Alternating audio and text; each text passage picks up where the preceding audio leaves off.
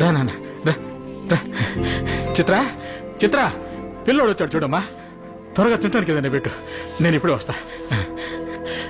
నువ్వు వెళ్ళి స్నానం చేయనా, నేను షాప్ దాకా వెళ్ళి వస్తా.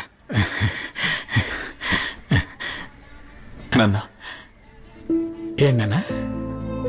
నా జీవితంలో నేను నిన్నే ఎక్కువ కష్టపెట్టాను నాన్న. న్యాయంగా చూస్తే నువ్వే నా మీద ఎక్కువ కోప్పడాలి నాన్న. నాన్న, నన్ను కొట్టు తిట్టు ఏమైనా చేయనాను, కానీ దయచేసి లోపలే పెట్టుకుని కుమిలిపోకు నాన్న.